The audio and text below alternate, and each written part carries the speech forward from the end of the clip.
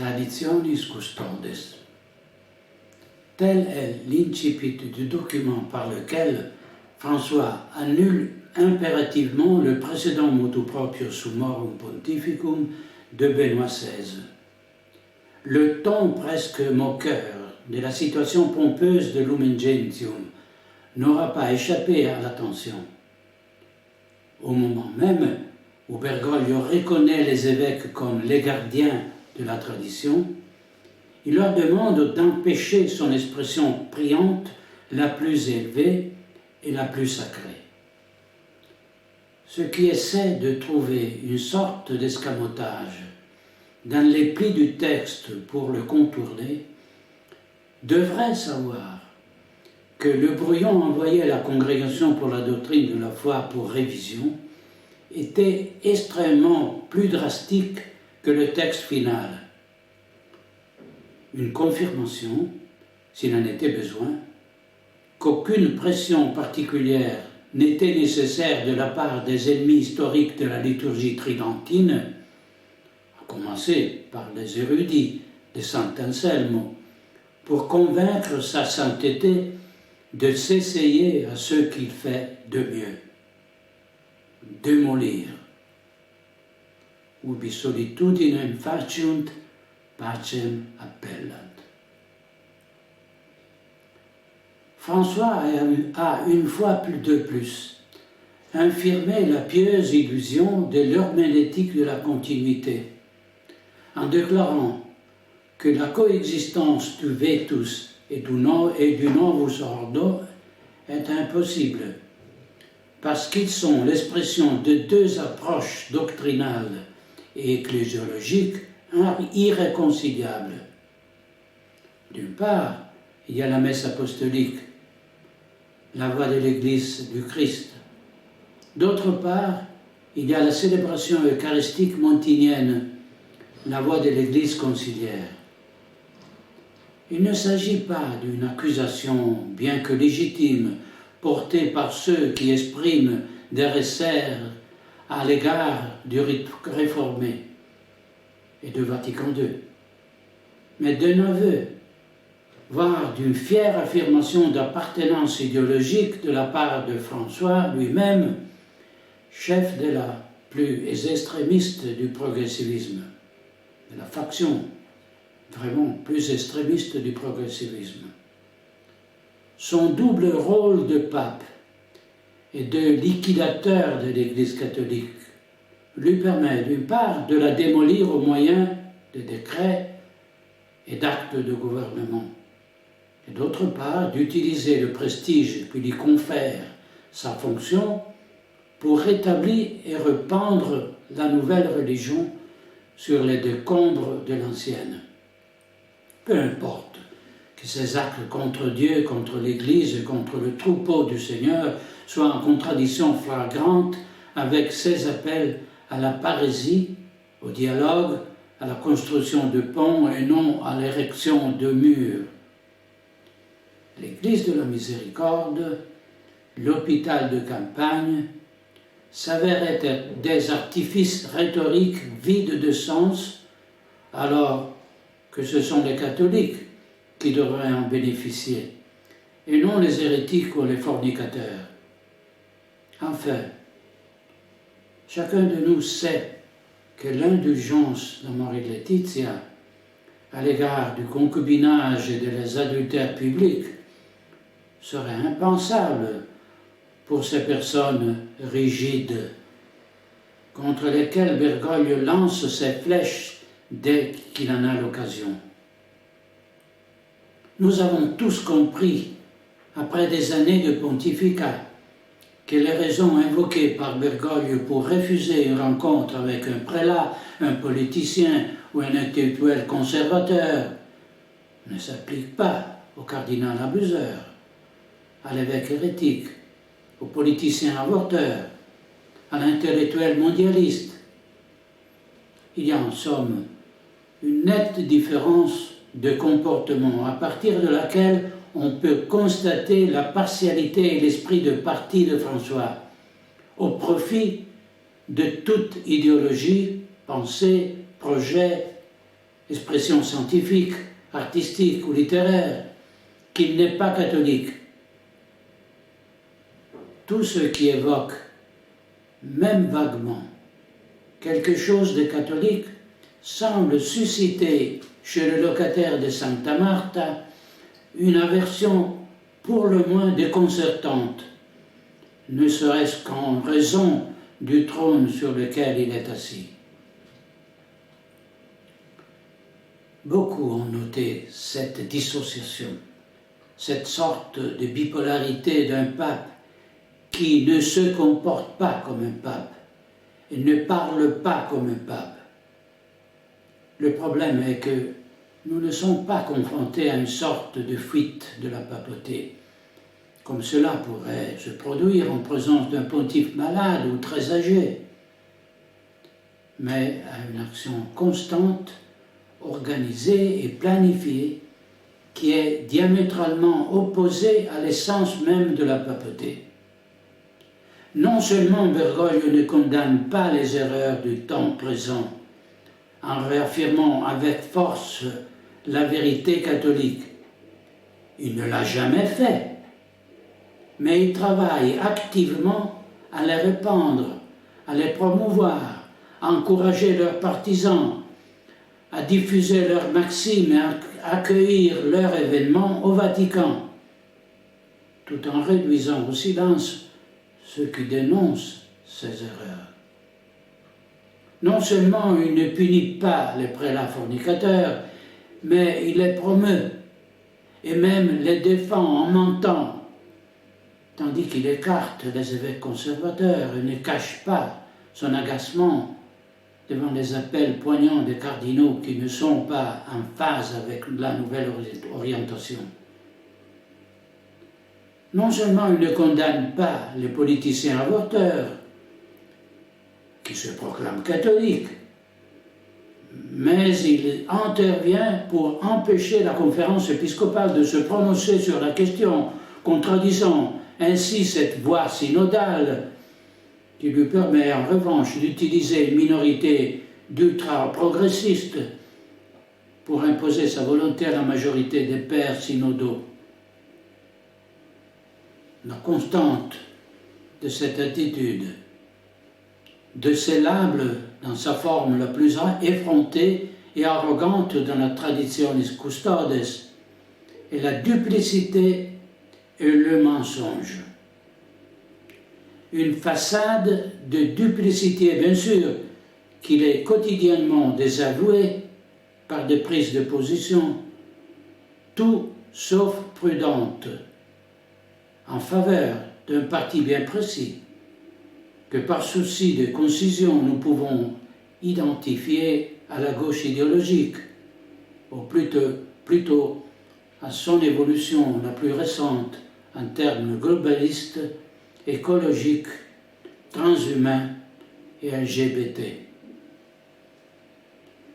Nous en sommes arrivés au point où même les gens simples, peu au fait des questions doctrinales, ont compris que nous avons un pape qui n'est pas catholique, du moins au sens strict du terme.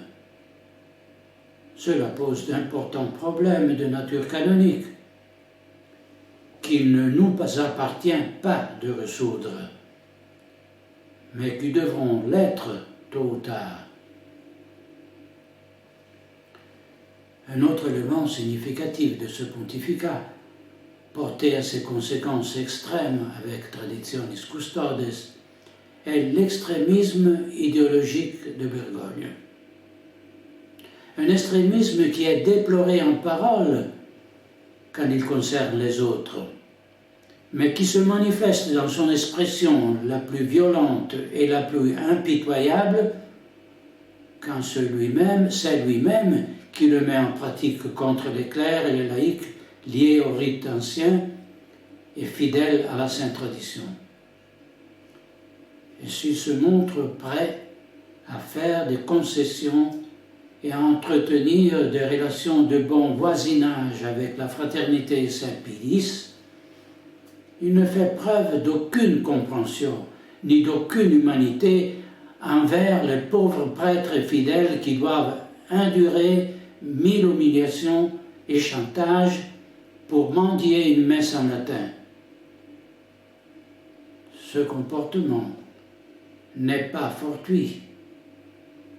Le mouvement de Monseigneur Lefebvre jouit de sa propre autonomie et de son indépendance économique, et pour cette raison n'a aucune raison de craindre des représailles ou une mise sous séquestre par le Saint-Siège.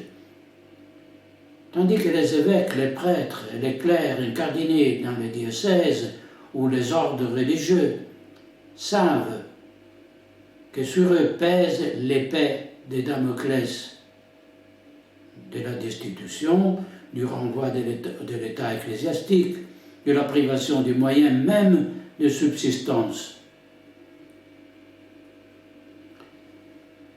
Ceux qui ont eu l'occasion de suivre mes discours et mes déclarations connaissent ma position sur le Concile et sur le Novus Ordo. Mais ils connaissent aussi ma formation, mes états de service au Saint-Siège et ma prise de conscience relativement récente de l'apostasie et de la crise dans laquelle nous nous trouvons. Pour cette raison, je voudrais réitérer ma compréhension pour le cheminement spirituel de ceux qui, précisément à cause de cette situation, ne peuvent pas ou ne sont pas encore en mesure de faire un choix radical comme celui de célébrer ou d'assister exclusivement à la messe de Saint-Pie V. De nombreux prêtres ne découvrent les trésors de la vénérable liturgie tridentine que lorsqu'ils la célèbrent et se laissent imprégner par elle. Et il n'est pas rare que la curiosité initiale pour la forme extraordinaire, certainement fascinante en raison de la solennité du rite, se transforme rapidement en une prise de conscience de la profondeur des mots, de la clarté de la doctrine, de la spiritualité sans pareille qu'elle fait naître et nourrit dans nos âmes. Il existe une harmonie parfaite que les mots ne peuvent exprimer, que les fidèles ne peuvent comprendre que partiellement, mais qui touche le cœur du sacerdoce, comme seul Dieu peut le faire. Cela peut être confirmé par mes frères qui se sont approchés à l'usus antiquior après des décennies de célébration obéissante du Novus Ordo.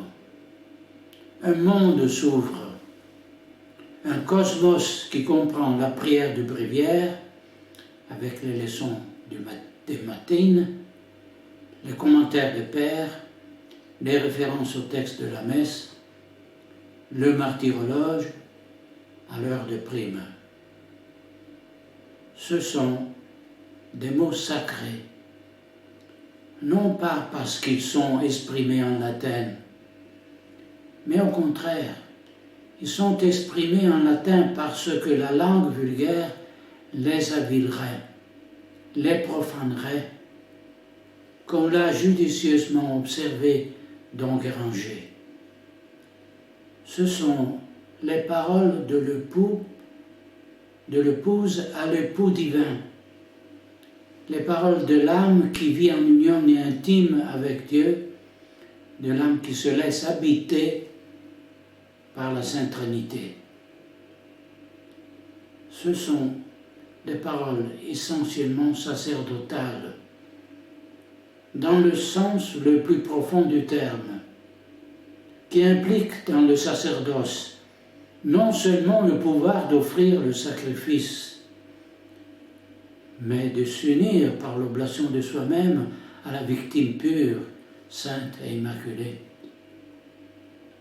Rien à voir avec les divagations du rite réformé, trop soucieux de plaire à la mentalité sécularisée pour s'adresser à la majesté de Dieu et à la cour céleste. si préoccupé de se rendre compréhensible qu'il doit s'abstenir de communiquer autre chose qu'une évidence privée de vigueur. Si attentif à ne pas blesser la susceptibilité des hérétiques, qui se permet de garder le silence sur la vérité au moment même où le Seigneur Dieu se rend présent sur l'autel. Ayant tellement peur de demander aux fidèles le moindre effort qu'ils banalisent le chant sacré et toute expression artistique liée au culte. Le simple fait que des pasteurs luthériens, des modernistes et des francs-maçons connus aient collaboré à la rédaction de ce rite devrait nous aider à comprendre, sinon la mauvaise foi et la malice, du moins la mentalité horizontale dépourvue d'impulsions surnaturelles qui animait les auteurs de la prétendue réforme liturgique. Pour autant que nous le sachions, il ne brillait certainement pas de la sainteté dont brillent les auteurs sacrés des textes de l'ancien Missale Romanum et de l'ensemble du corpus liturgique. Combien d'entre vous, prêtres, et certainement aussi de nombreux laïcs, en récitant les admirables versets de la séquence de la Pentecôte, avez été émus aux larmes en comprenant que votre prédilection initiale pour la liturgie traditionnelle n'avait rien à voir avec une complaisance esthétique stérile, mais s'était transformée en une véritable nécessité spirituelle, aussi inaliénable que la respiration. Comment pouvons-nous expliquer à ceux qui voudraient aujourd'hui vous priver de ce bien inestimable que ce rite béni vous a fait découvrir la vraie nature de votre sacerdoce et que c'est de lui et de lui seul que vous pouvez tirer force et nourriture pour affronter les engagements de votre ministère? Comment pouvez-vous comprendre que le retour obligatoire au rite montinien est pour vous un sacrifice impossible, car dans la lutte quotidienne entre le monde, la chair et le diable, il vous laisse désarmé, prostré et sans force. Il est évident que seuls ceux qui n'ont pas célébré la messe de Saint Pie V peuvent la considérer comme un ornement gênant du passé dont on peut se passer. Même de nombreux jeunes prêtres habitués au Novus Ordo depuis leur adolescence ont compris que les deux formes du rite n'ont rien en commun et que l'une est tellement supérieure à l'autre qu'elle en montre toutes les limites et les aspects critiquables, au point de rendre sa célébration presque douloureuse. Il ne s'agit pas d'une question de nostalgie, de culte du passé. Nous parlons ici de la vie de l'âme, de sa croissance spirituelle, de l'ascèse et de la mystique. Ce sont des concepts que ceux qui considèrent leur sacerdoce comme une profession ne peuvent même pas comprendre, tout comme ils ne peuvent pas comprendre le tourment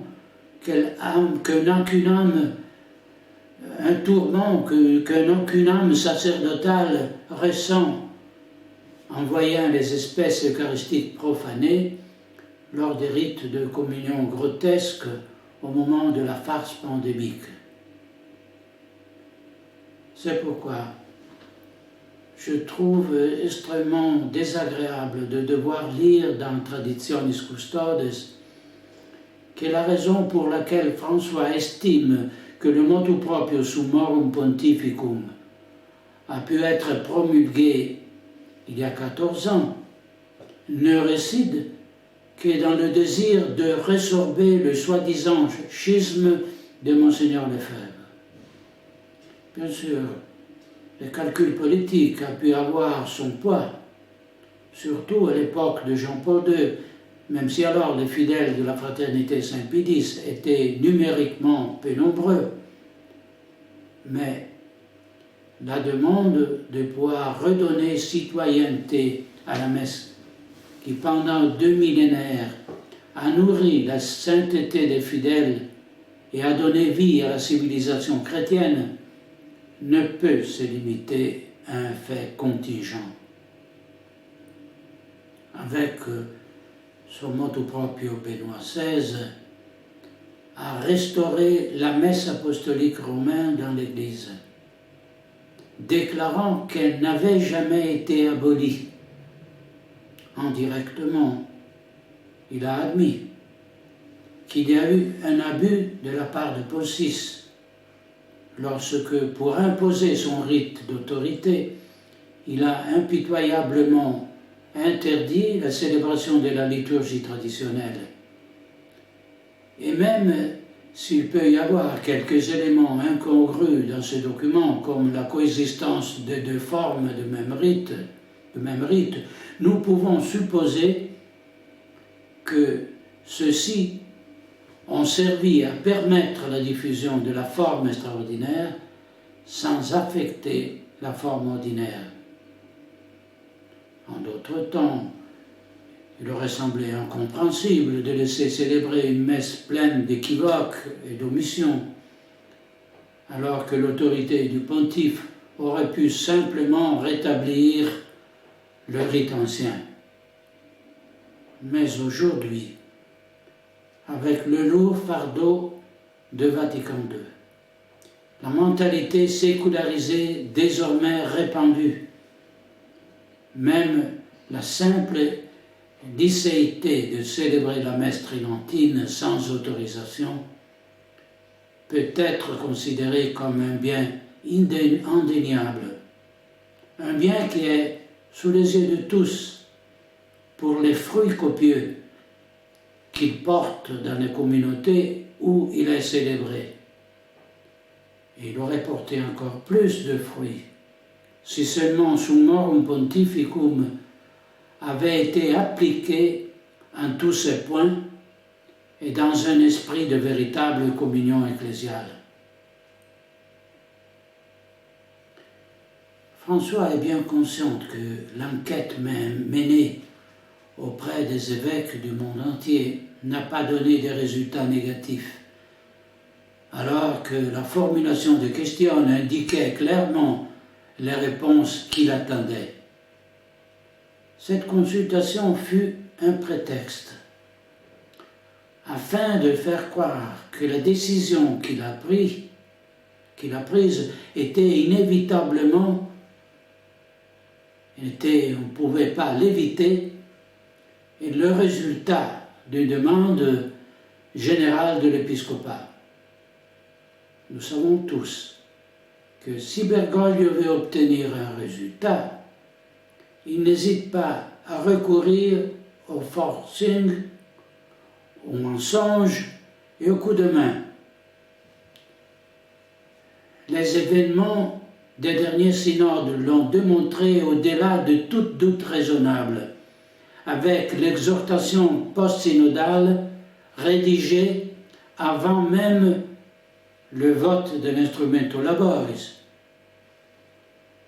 Dans ce cas aussi, l'objectif était l'abolition de la messe tridentine et la prophétie, c'est-à-dire l'excuse apparente, devait être, selon les mots mêmes de François, le prétendu usage instrumental du missal romain de 1962, en plus caractérisé par un rejet croissant non seulement de la réforme liturgique, mais du Concile du Vatican II.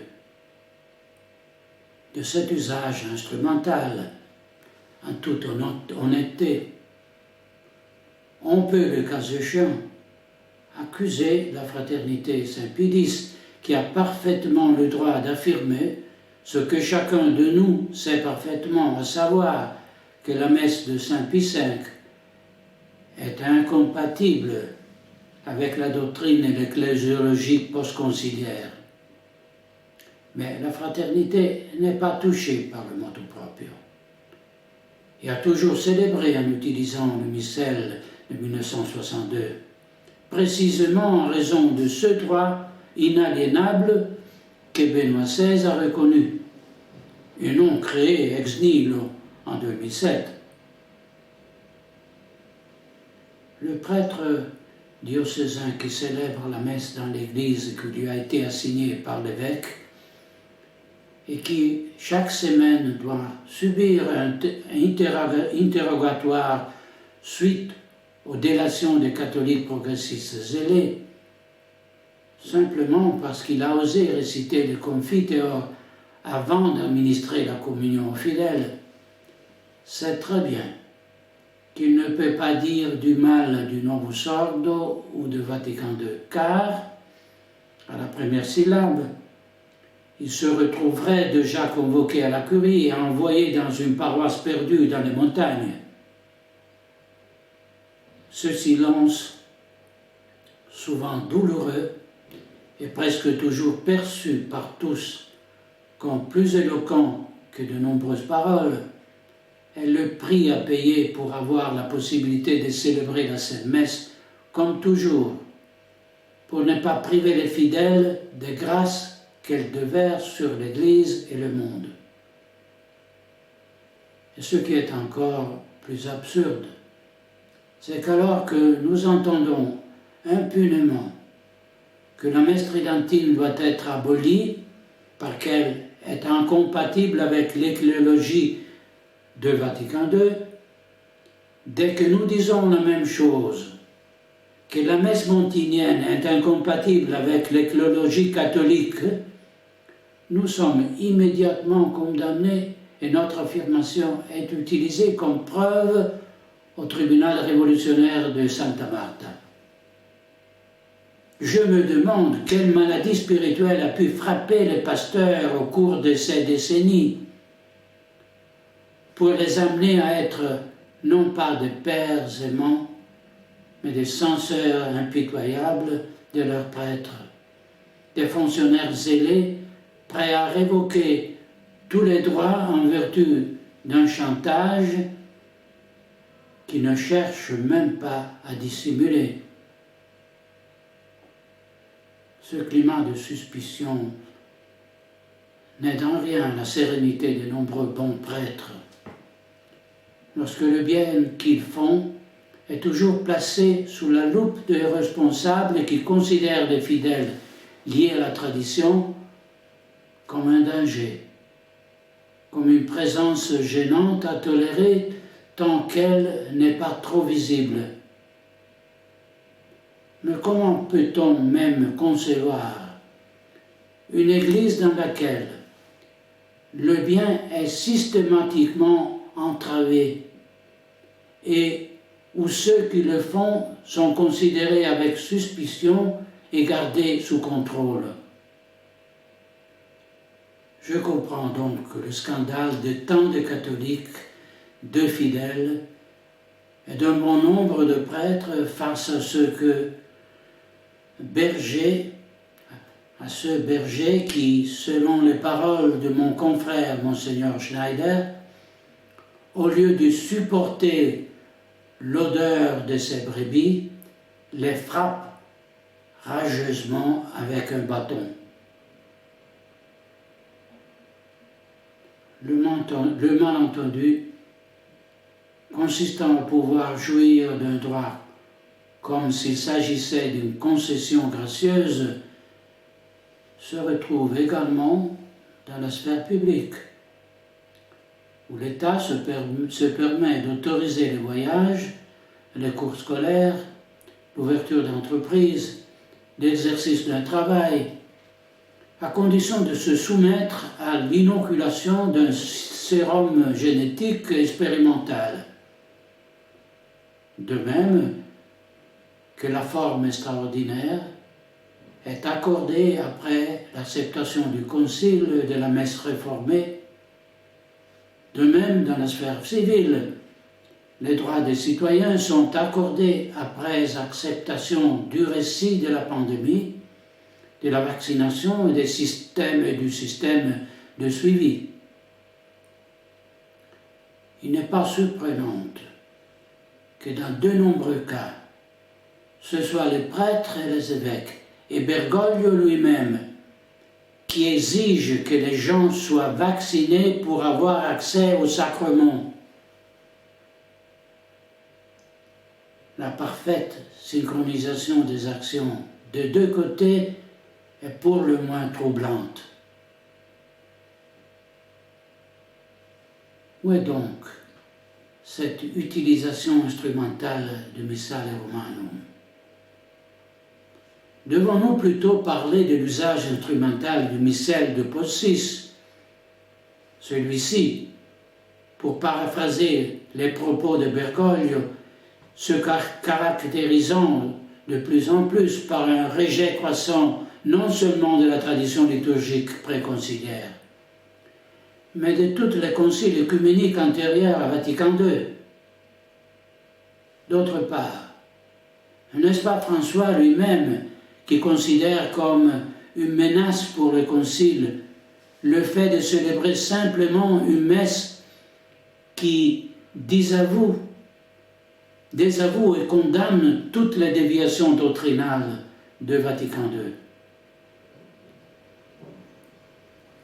Jamais dans l'histoire de l'Église, un concile ou une réforme liturgique n'a constitué un point de rupture entre l'avant et l'après. Jamais au cours de ces 2 millénaires, les pontifes romains n'ont délibérément tracé une frontière idéologique entre l'Église qui les avait précédés et celle qu'ils gouvernent, effaçant et contredisant le magistère de leurs prédécesseurs. Cet avant et cet après sont devenus une obsession, tant pour ceux qui ont prudemment insinué des erreurs doctrinales derrière des expressions équivoques, que pour ceux qui, avec effronterie de ceux qui croient avoir gagné, ont propagé Vatican II comme le 1789 de l'Église, comme un événement prophétique et révolutionnaire. Avant le 7 juillet 2007, face à la libéralisation du rite traditionnel, un maître de cérémonie papale bien connu répondait avec colère: « Pas de retour en arrière ».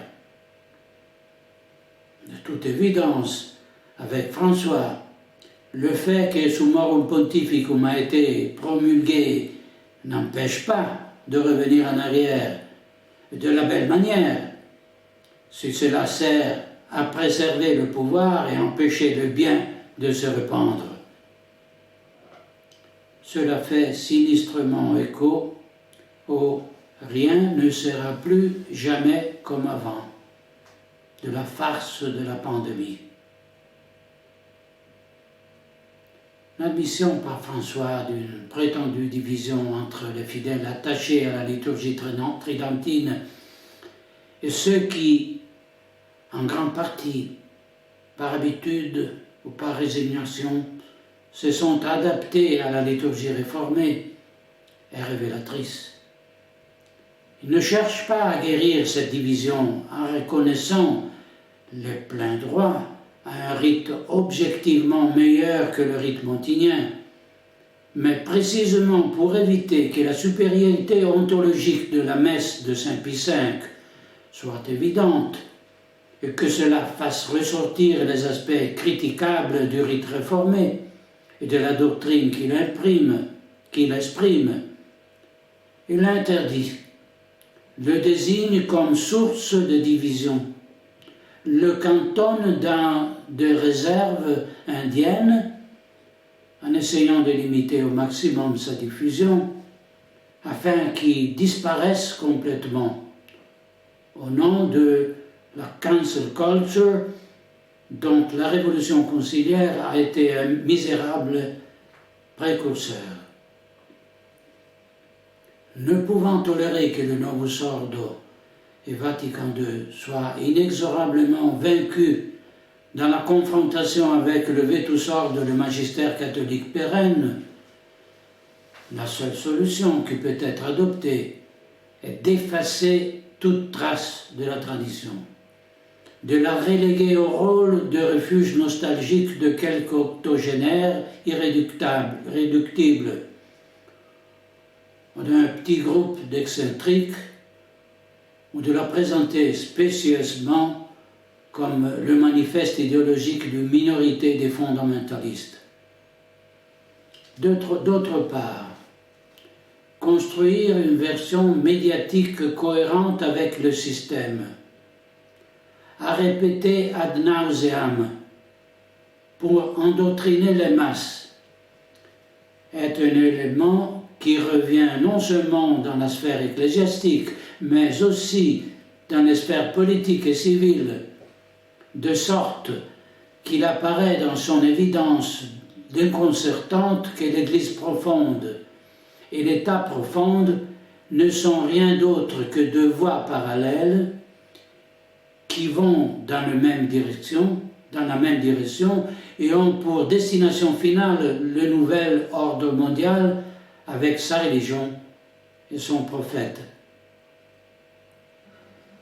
La division est là, bien sûr, mais elle ne vient pas de bons catholiques et des clercs qui restent fidèles à la doctrine de toujours, mais de ceux qui ont remplacé l'orthodoxie par l'hérésie et le saint sacrifice par les agapes fraternelles. Cette division n'est pas d'aujourd'hui. Elle remonte aux années 1960, lorsque l'esprit du Concile, l'ouverture au monde, le dialogue interreligieux ont bouleversé 2000 ans des catholicismes et révolutionné tous les corps de l'Église, persécutant, ostracisant les réfractaires.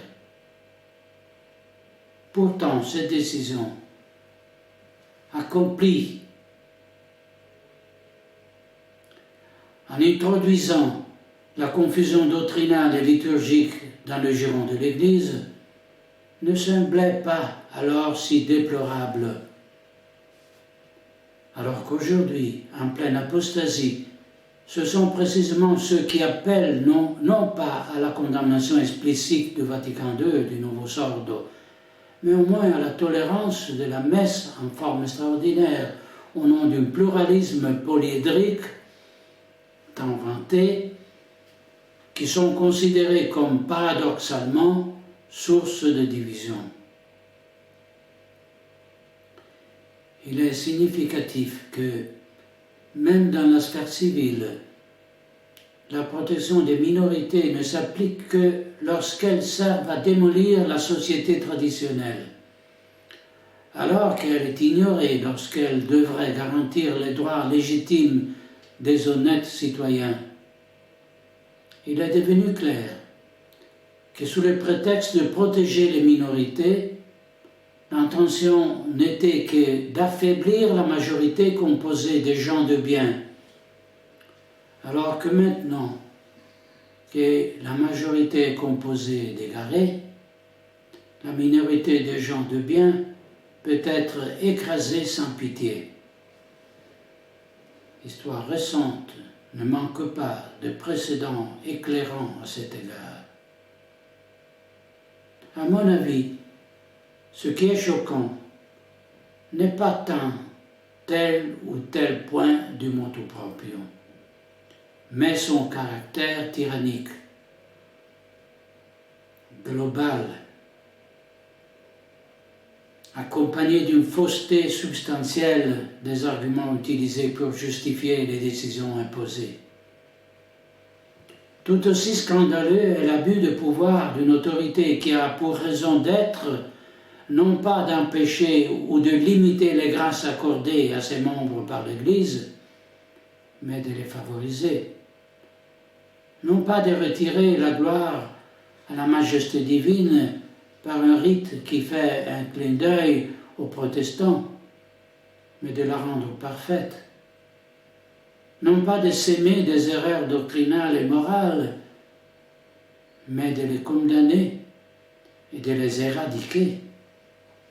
Là encore, le parallèle avec ce qui se passe dans le monde civil n'est que trop évident.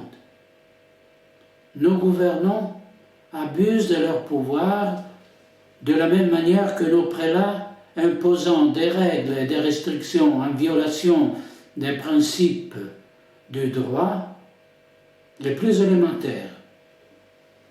En outre, ceux qui détiennent le pouvoir, des deux côtés, se prévalent souvent d'une simple reconnaissance de facto par la base, les citoyens et les fidèles, même lorsque la manière dont ils ont accédé au pouvoir viole, sinon la lettre, du moins l'esprit de la loi.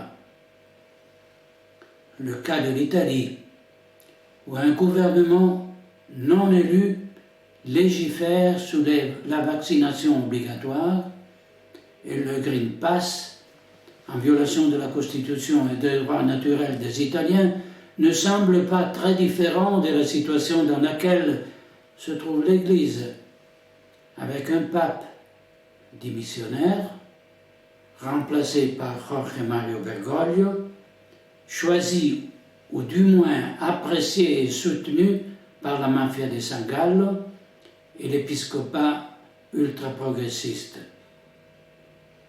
Il reste évident qu'il existe une profonde crise de l'autorité, tant civile que religieuse, dans laquelle ceux qui exercent le pouvoir le font contre ceux qui sont censés protéger, et surtout contre le but pour lequel cette autorité est constituée.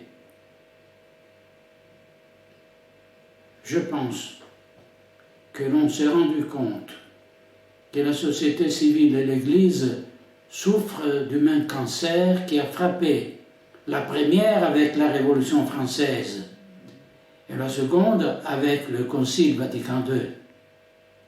Dans les deux cas, la pensée maçonnique est à l'origine de la démolition systématique de l'institution et de son remplacement par un simulacre qui en conserve l'apparence extérieure, la structure hiérarchique et la force coercitive, mais avec des objectifs diamétralement opposés à ceux qu'elle devrait avoir. À ce stade, les citoyens d'une part et les fidèles d'autre part se trouvent dans la situation de devoir désobéir à l'autorité terrestre pour obéir à l'autorité divine qui régit les États et l'Église.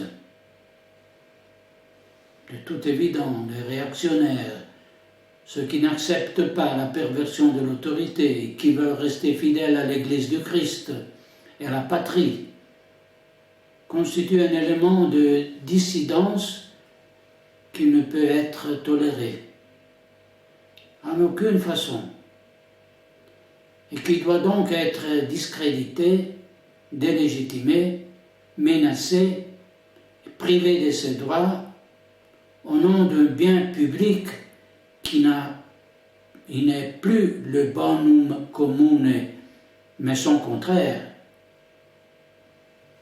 qui soit accusé de conspirationnisme ou de traditionnalisme, de complot ou de fondamentalisme, c'est quelque survivant de monde qu'on veut voir disparaître, constitue une menace pour la réalisation du plan global au moment le plus crucial de sa mise en œuvre.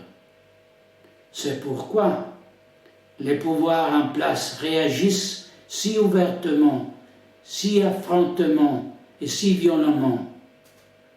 L'évidence de la fraude risque d'être comprise par un plus grand nombre de personnes, de les rassembler dans une résistance organisée, de briser le mur du silence et la censure féroce imposée par le mainstream. Nous pouvons donc comprendre la violence des réactions des autorités et nous préparer à une position forte et déterminée en continuant à faire usage des droits qui nous sont abusivement et illégalement refusés. Certes, nous pouvons nous trouver dans l'obligation d'exercer ces droits de manière incomplète lorsqu'on nous refuse la possibilité de voyager si nous n'avons pas de Green Pass, ou lorsque l'évêque nous interdit de célébrer la messe dans une église de son diocèse. Mais notre résistance aux abus de l'autorité pourra toujours compter sur les grâces que le Seigneur ne cessera de nous accorder, en particulier la vertu et le don de la force, indispensable au temps de tyrannie. Si d'une part, nous pouvons voir comment la persécution des dissidents est bien organisée et planifiée, d'autre part, nous ne pouvons manquer de reconnaître la fragmentation de l'opposition. Bergoglio sait bien qu'il faut d'abord faire taire tout mouvement de dissidence en créant la division au sein de l'Église et en isolant les prêtres et les fidèles. Une collaboration fructueuse et fraternelle entre le clergé diocésain, les religieux et les instituts ecclésiadei est une éventualité à éviter car elle permettrait la diffusion de la connaissance de l'ancien rite, outre le fait d'être une aide précieuse dans le ministère. Mais cela signifierait faire de la messe tridentine une normalité dans la vie quotidienne des fidèles, ce qui pour François n'est pas tolérable. Pour cette raison, les clercs diocésains sont laissés à la merci des ordinaires, tandis que les instituts ecclésiadei sont placés sous l'autorité de la congrégation pour les religieux, comme un triste prélude à un destin déjà scellé. N'oublions pas le sort qui a frappé des ordres religieux florissants, coupables d'être bénis par de nombreuses vocations, nés et élevés précisément grâce à la liturgie traditionnelle détestée et à l'observance fidèle de la règle. C'est pourquoi certaines formes d'insistance sur l'aspect cérémoniel de célébration risquent de légitimer les mesures de mise sous tutelle et font le jeu de Bergoglio. Même dans la sphère civile, en encourageant certains excès de la part des dissidents, les gouvernants les marginalisent et légitiment les mesures répressives à leur encontre. Pensons au cas des mouvements Novax et à la facilité avec laquelle on discrédite les protestations légitimes des citoyens en soulignant les excentricités et les incohérences de quelques-uns. Il est trop facile de condamner quelques personnes exagérées qui, par exaspération, ont mis le feu à un pavillon de vaccination, éclipsant ainsi des millions d'honnêtes gens qui descendent dans les rues pour éviter d'être marqués avec le passeport sanitaire ou d'être licenciés s'ils ne se laissent pas vacciner. Un autre élément important pour nous tous, et la nécessité de donner une visibilité à notre protestation ordonnée et d'assurer une forme de coordination de l'action publique.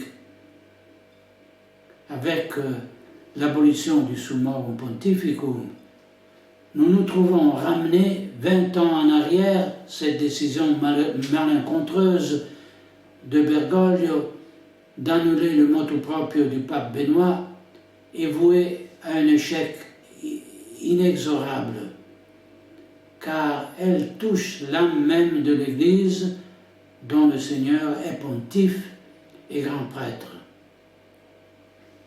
Et il n'est pas certain que l'épiscopat tout entier, comme nous le constatons avec soulagement ces jours-ci, soit disposé à se soumettre passivement à des formes d'autoritarisme qui ne contribuent certainement pas à la pacification des âmes. Le Code de droit canonique assure aux évêques la possibilité de dispenser leurs fidèles des lois particulières ou universelles sur certaines conditions. Deuxièmement, le peuple de Dieu a bien compris la nature subversive des traditiones custodes et veut instinctivement savoir ce qui suscite une telle désapprobation chez les progressistes. Ne nous étonnons donc pas si dans les églises où est célébrée la messe traditionnelle, nous voyons des fidèles de la vie paroissiale ordinaire et même des personnes éloignées de l'Église. Il sera de notre devoir, en tant que ministre de Dieu ou simple fidèle, de faire preuve de fermeté et de résistance sereine à un tel abus, en suivant notre petit calvaire quotidien avec un esprit surnaturel, tandis que les nouveaux grands prêtres et les scribes du peuple se moquent de nous et nous désignent comme des fanatiques. Ce sera notre humilité, l'offrande silencieuse des injustices dont nous sommes victimes, et l'exemple d'une vie cohérente avec le credo que nous professons, qui méritera le triomphe de la messe catholique et la conversion de nombreuses âmes. Et souvenons-nous que, ayant beaucoup reçu, beaucoup nous seront demandés. Quel père parmi vous, si son fils demande du pain, lui donnera une pierre? Ou s'il demande un poisson, lui donnera-t-il un serpent au lieu d'un poisson? Ou s'il demande un œuf, lui donnera-t-il un scorpion? Nous pouvons maintenant comprendre plus en profondeur le sens de ces mots. En considérant avec douleur et déchirement le cynisme d'un père qui nous donne les pierres d'une liturgie sans âme, les serpents d'une doctrine corrompue et les scorpions du moral frélaté, et qui va jusqu'à diviser les troupeaux du Seigneur entre ceux qui acceptent le novus ordo et ceux qui veulent rester fidèles à la messe de nos pères. Tout comme les gouvernants opposent les vaccinés à les non-vaccinés. Lorsque notre Seigneur, assis sur le petit d'une ânesse, entra dans Jérusalem tandis que la foule étendait ses manteaux sur son passage, les pharisiens lui demandèrent: « Maître, reprends tes disciples. » Le Seigneur leur répondit: « Je vous l'ai dit,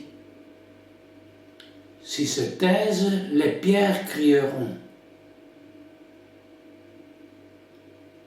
depuis 60 ans. Les pierres de nos églises crient, déprivées 2 fois depuis lors du Saint-Sacrifice. Le marbre des autels, les colons de basiliques, les voûtes vertigineuses des cathédrales ont poussé des cris, parce que ces pierres consacrées au culte du vrai Dieu sont aujourd'hui abandonnées et désertées, ou profanées par des rites exécrables, ou transformées en parkings et supermarchés, précisément à cause de ce concile qu'on s'obstine à défendre. Nous aussi crions, nous qui sommes les pierres vivantes du temple de Dieu. Crions avec confiance au Seigneur afin qu'il redonne une voix à ses disciples qui sont aujourd'hui muets. Et pour que ce soit réparé le vol intolérable dont les intendants même de la vigne du Seigneur ont été rendus responsables.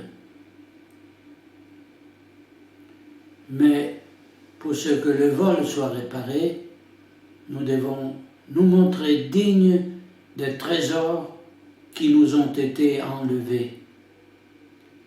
Essayons de le faire par notre sainteté de vie, par l'exemple de la vertu, par la prière et la vie des sacrements.